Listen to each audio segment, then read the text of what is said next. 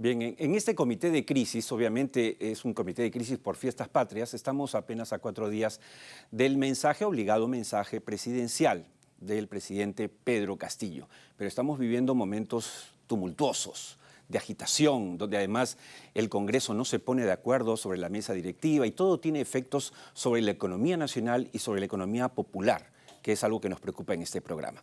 En este comité de crisis, para esta edición, hemos invitado a 2 ex primeros ministros. Está el doctor Luis Solari, conocido por todos nosotros, y también a quien agradezco su presencia, y por supuesto Juan Jiménez Mayor, otro ex primer ministro, que además por coincidencia hoy cumple justamente en esta fecha, si no me equivoco, 10 años que asumió el cargo de primer ministro. Felicitaciones por eso.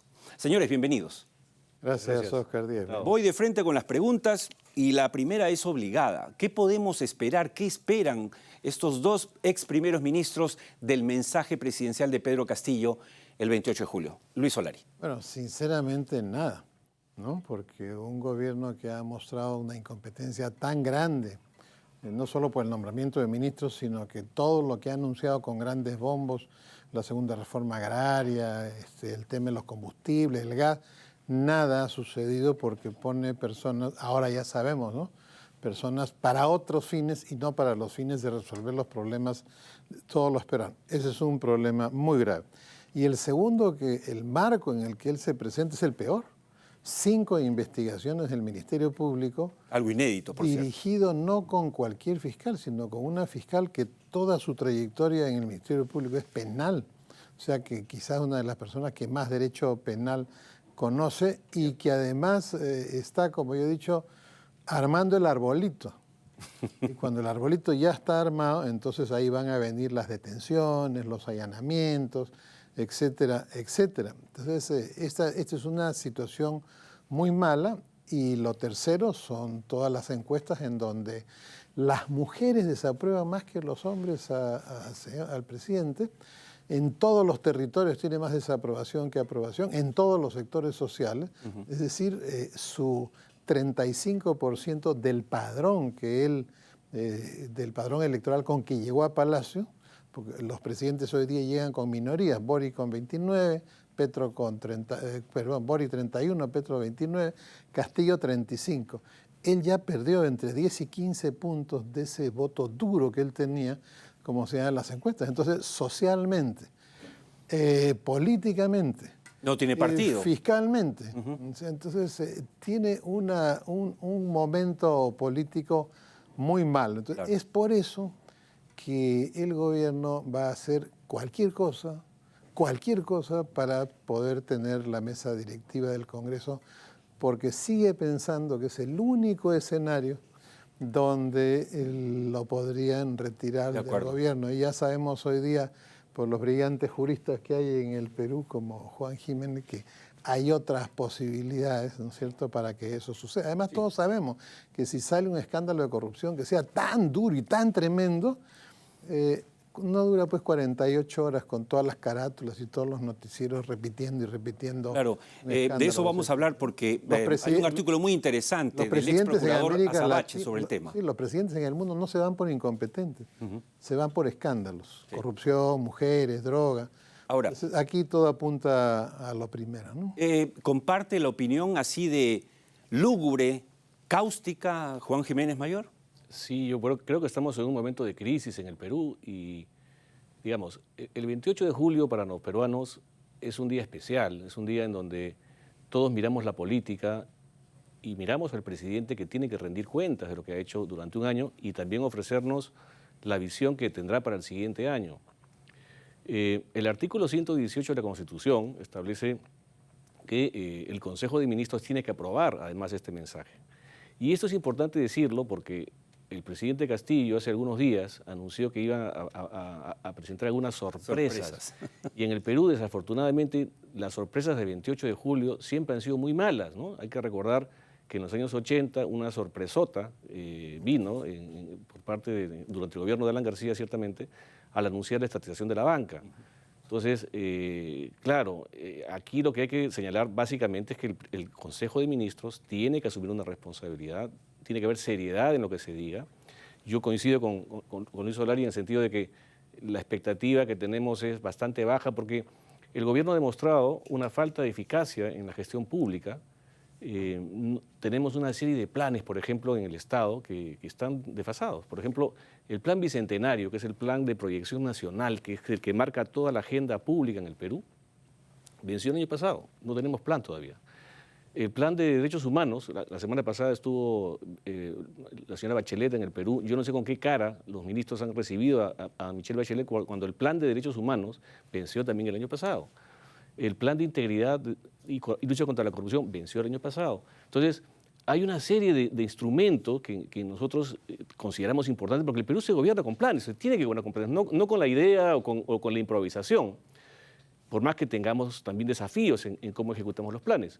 Pero sin embargo, esa es la forma de gobernar ahora, pero ni siquiera eso tenemos ahora. Entonces, yo no sé qué anuncios se harán este 28 de julio, esperemos que sean sensatos y esperemos además que la crisis política pueda tener una solución que parte, por supuesto, con la elección de la mesa directiva. Señores, es muy importante ver el vaso vacío, pero también lleno. En este programa tratamos de ver con algo de optimismo lo que pasa en el Perú, pero en base a realidades. Como ustedes han pintado la parte, digamos, negativa también con realidades, ciertamente.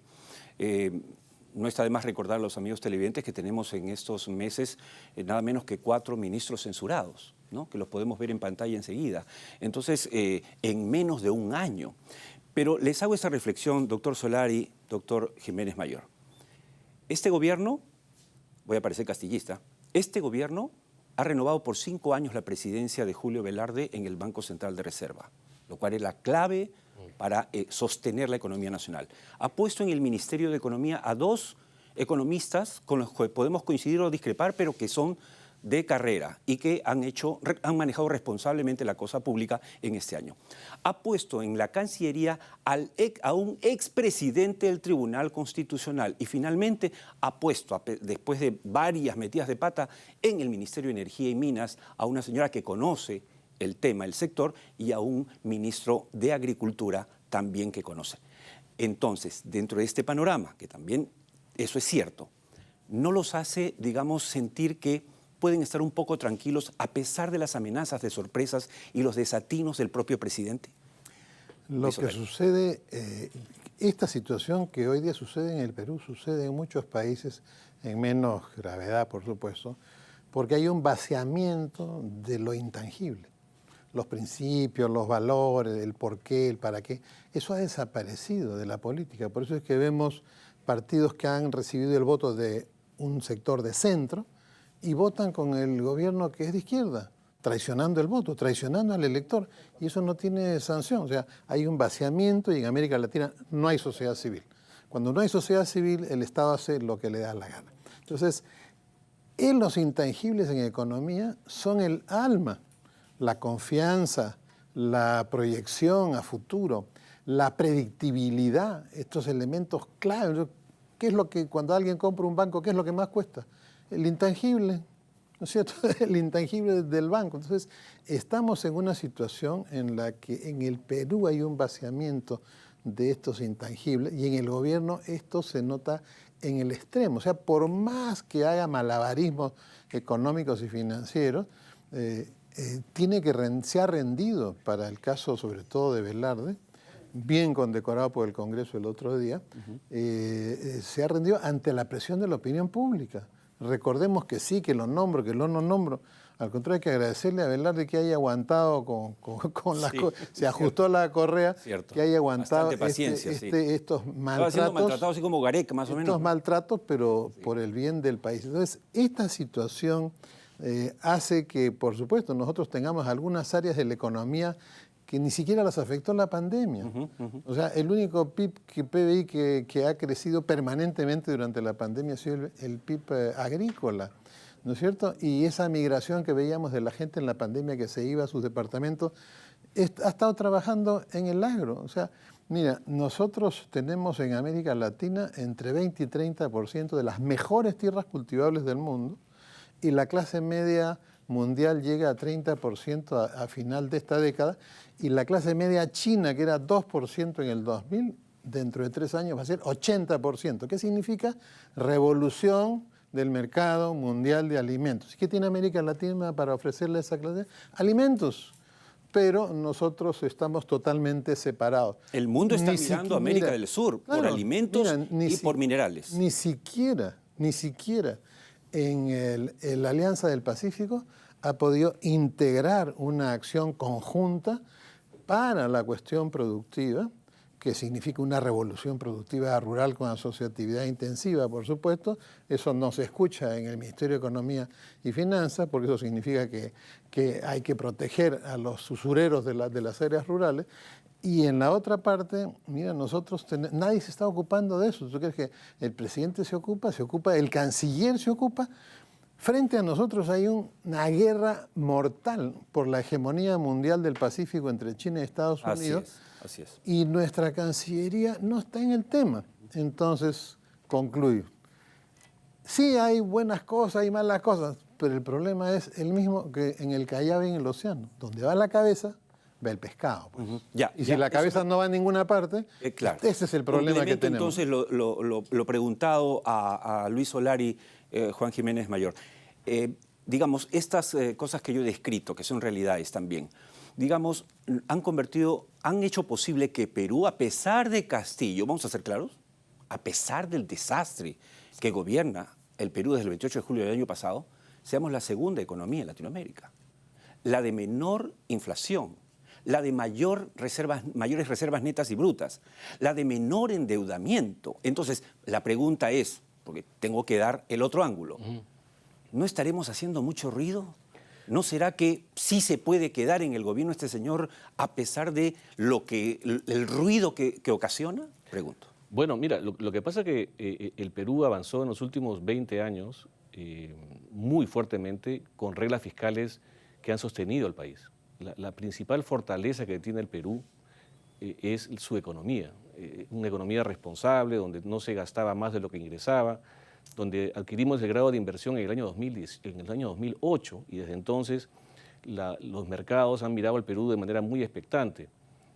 Y hemos tenido reglas fiscales muy importantes, ¿no? Por ejemplo, el Perú es uno de los países que tiene el menor porcentaje de deuda pública en relación al PBI. El año 2011, por ejemplo, era 19%. Hoy día es 38%. O sea, ojo con esto, las reglas fiscales se han flexibilizado y el día de hoy podemos decir que en los últimos 10 años la deuda pública del Perú, ojo con lo que estoy diciendo, se ha duplicado, producto de la pandemia, producto de una serie de factores, pero digamos, hay señales de alarma también en el ámbito económico porque estamos gastando mucho y por supuesto hay que manejar la caja fiscal con responsabilidad. El Congreso anterior y han dado muestras de un populismo económico, aprobando leyes sin ningún fundamento y además inconstitucionales porque no tienen iniciativa de gasto. Pero volviendo a tu pregunta, ciertamente yo creo que el gran problema que tiene el gobierno, por más personajes o por más funcionarios destacados que pueda tener, que son contados con los dedos de la mano, es la falta de confianza. O sea, la gente no puede confiar en un gobierno y en un presidente, como dice Luis Solari, que ha sido tan errático en este último año, o en este año de gobierno, expresando, digamos, dañando las instituciones, afectando la manera de gobernar el Perú, no dándole dirección al Estado. Este es un gobierno que no tiene dirección, no sabemos hacia dónde va. Entonces, y supuestamente tenemos una política general de gobierno aprobada el año pasado que no tiene ningún correlato en la realidad. En el gobierno en el que usted fue presidente del Consejo de Ministros se hablaba de que estábamos en piloto automático. Hoy estamos en piloto automático. Hoy sí estamos en piloto automático. Sin duda. Y claro, felizmente la economía tiene tantas fortalezas que está manejándose bien. El año pasado hemos roto el récord de exportaciones en el Perú. Y más allá de lo que puede hacer el gobierno, porque básicamente es el factor de la economía que se va moviendo de esta manera. Pero sin duda, como tú dices, a pesar del gobierno, la economía de alguna manera está... Es que hemos hecho la tarea correctamente los últimos 25 en muchos años le ha costado mucho al Perú, a los peruanos. Así es. Yo quisiera conversar con ustedes una hora completa, pero este no es un programa político, se los dije al darles la bienvenida. Tenemos dos invitados de lujo, porque en este caso hemos invitado a dos ex primeros ministros no fallidos, sino exitosos, porque la idea es compartir esas opiniones. Permítanme hacerles preguntas más cortas para respuestas más cortas y sacar el máximo provecho a su presencia. Doctor Solari, ¿debe irse el presidente? ¿Debe ser vacado? ¿Esa es la solución? ¿Debe irse además con la vicepresidenta? Mire, eso es hacer un ejercicio cartomántico. Aquí la política se hace al día. El crecimiento de los países se hace con planeamiento. La política al día es aquí. Uno, hay que resolver el tema de la mesa directiva. Una vez resuelto, ya tenemos pues cuál es la escenografía. En esa escenografía no es el Congreso el que va a tener el principal rol.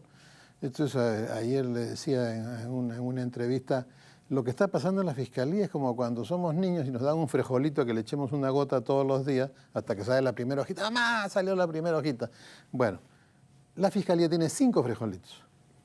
En el momento que esos frijolitos den sus frutos, el gobierno no va a poder soportar la catástrofe política del develamiento de la corrupción, las redes, el arbolito, como quiera llamarse. Entonces, ahí habrá que tomar la decisión. Habrá que ver si de repente no hay que vacar nada. De repente es tan fuerte el escándalo, como hemos visto, que el presidente renuncia.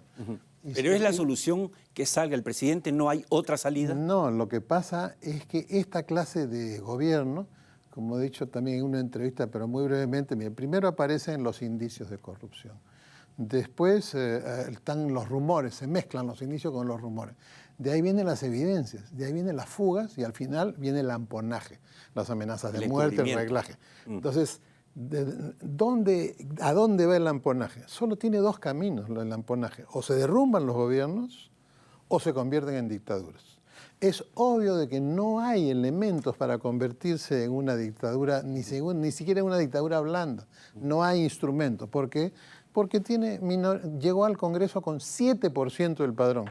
No hay forma de que haga una dicta blanda. No, lo que yo decía al principio del gobierno cuando decían que iba a cambiar la Constitución, no es que no quiera, no puede, simplemente no puede declarar el día de la bicicleta, por favor. Si no puede irse a dictadura, es obvio que la historia natural de la enfermedad es que se vaya la fiebre, que uno se sienta mejor como en el COVID, ¿no? Entonces, bueno, la historia natural de esta clase de gobiernos es que se derrumben. Y Juan Jiménez Mayor piensa que la única solución para la crisis es la salida del presidente y su vicepresidenta, ¿o ve otras salidas?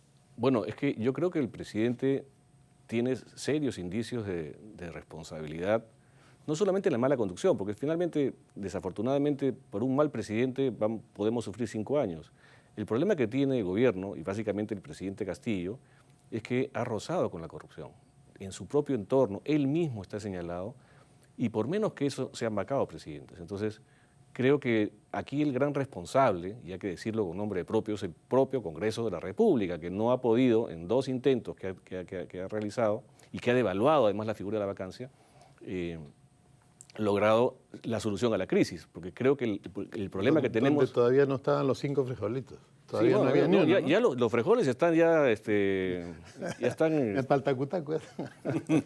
La cuestión es que realmente la clase política que tenemos el día de hoy gobernando, no solamente el Ejecutivo, sino también el Parlamento, no está dando la talla. No tenemos líderes políticos que en este momento puedan enfrentar esta situación. El Perú es un país de enormes oportunidades. Tenemos en este momento muchas posibilidades de generar desarrollo, de seguir trabajando por la inclusión, de reducir la pobreza, de generar más empleo, pero sin embargo estamos con un gobierno tan incapaz y, por supuesto, rodeado de corrupción. El Ministerio de Transportes es el ministerio, para que la gente lo sepa, que tiene el mayor presupuesto para fomento, para inversión pública. Bueno, ese ministerio ha estado en manos de un señor que el día de hoy está prófugo de la justicia. Entonces, ¿en qué país estamos?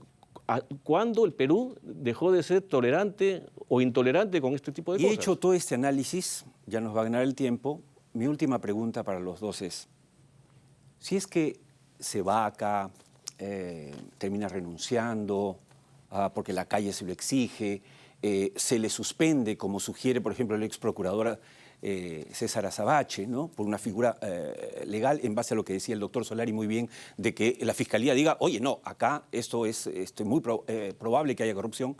En cualquiera de estas figuras, la presidencia recae en el Congreso, pero estamos hablando, señores, de un Congreso que tiene 79% de desaprobación. 8 de cada 10 peruanos repudia este Congreso. Congreso que además es un contrarreforma universitaria, contrarreforma del tráfico, contrarreforma política. O sea, va en contra de lo que quiere el país. Y por si fuera poco, ahorita, en este momento, se están sacando el alma para ver quién preside la mesa directiva. Entonces la pregunta concreta, hecha esta introducción, es, doctor Solari y luego Juan Jiménez Mayor, ¿no será el remedio peor que la enfermedad al darle el poder a este Congreso? Vamos a ponernos en la hipótesis que también haya un acuerdo en el Congreso para que dé por concluido su mandato. No podrían haber elecciones generales. Bueno, la norma dice cuando el presidente cierre el Congreso, ahí dice, ¿no? Se hace cargo, ¿verdad? Y el presidente tiene que convocar máximo en 4 meses. Cuando es sustituido por la vía de la renuncia, la Constitución no dice en cuánto tiempo. O sea, dice convoca elecciones inmediatamente. Eso es sucesión. Inmediatamente. Eso significa, ¿podría ser en octubre? No puede ser en octubre, no hay forma de que sea en octubre. Entonces de ahí viene la temporada de lluvias. Temporada de lluvia, 75% de las provincias rurales, imposible. Eso significa que en el mejor de los casos nos iremos a abril, claro, y con asunción del mando el 28 de julio. O sea, este Congreso, nos guste o no nos guste, se quedaría hasta el 28 de julio del próximo año. O sea, no hay otro camino. Pero permíteme un comercial constitucional. Por favor. A los ministros que lean bien el artículo 128 de la Constitución, porque no es que los ministros son solo solidariamente responsables de los actos en el Consejo de Ministros. No, ahí dice que las violaciones en lo penal, en lo civil, en lo constitucional que comete el presidente de la República, los ministros son solidariamente responsables. O sea que si estamos en un caso de una hipótesis a la sombra, son varios los que lo van a acompañar. Sí. Y además, opinión final de Juan Jiménez. Y sobre eso, además, es interesante lo que dice. Sobre eso, salvo que renuncien. O sea, salvar la responsabilidad del gabinete en un contexto en donde hay hechos delictivos del presidente, solamente se puede salvar la responsabilidad si renuncia. Yo creo que, bueno, en general los parlamentos en todo el mundo están muy desprestigiados. La gente no quiere los parlamentos, pero es la forma de la democracia. Y lo que tenemos que tener acá en cuenta es que la Constitución peruana establece un mecanismo de sucesión presidencial en caso se genere una crisis como la que se está señalando en el Perú. Entonces, querramos o no, es una solución además transitoria, como dice Luis Solari, en el sentido de que el Congreso asumiría temporalmente durante esta interregno, digamos. La encargatura. Sí, y solamente su función es convocar elecciones y bueno, gobernar el Perú de manera temporal. Obviamente con un gabinete consensuado con pero todo, de tránsito, ¿no? claro. Correcto, y claro, por más que tengamos un parlamento inclusive con más alto rechazo que el Ejecutivo, los escenarios políticos cambian y probablemente en un escenario así, cuando veamos que un gobierno que está, digamos, muy cuestionado desde el punto de vista de integridad, de la gestión, de la eficacia, probablemente la ciudadanía entienda que estamos buscando una salida para el Perú, ¿no? Una salida para que el Perú salga del hoyo en el que nos ha metido este gobierno en los últimos 12 meses. Y será la hora de los independientes, porque la gente no va a querer confiar en ningún partido, porque así está demostrado que no. Ahora, hemos hecho el análisis aquí de todo lo que es la implicancia política de la crisis con 2 ex primeros ministros y luego de la pausa vamos a regresar con el gerente general del Instituto Peruano de Economía, porque todo lo que han dicho los ex primeros ministros aquí presentes en este primer bloque tiene efectos en la economía y la economía es la que nos permite el sustento a todos y cada uno de ustedes, amigos televidentes, en cualquier parte del Perú. Así es que gracias a ustedes por haber estado con nosotros. Será hasta otra ocasión.